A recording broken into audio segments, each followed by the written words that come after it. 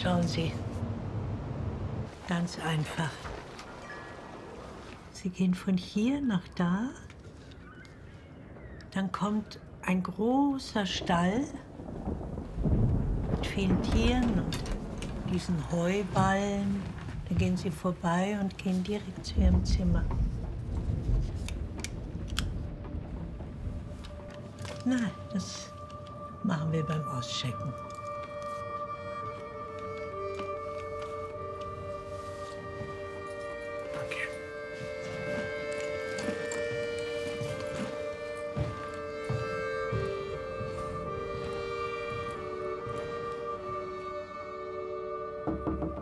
Hallo, das ist Valeska, die Zimmerwirtin.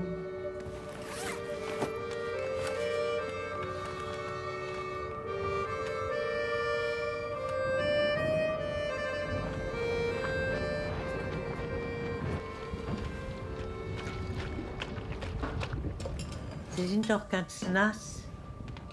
Runter mit den Sachen.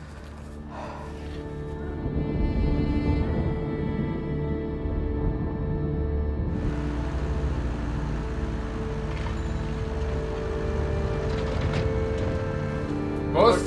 Auf uns! Prost! Auf uns! Braut sich ganz schön was zusammen da draußen. Könnte ein heftiger Sturm werden. Sie können hier nicht bleiben.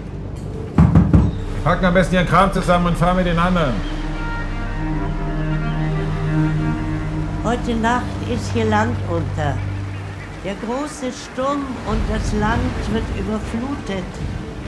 Das Gästehaus, das alte hier, wird's wohl kaum aushalten. Aber Sie können bei uns übernachten.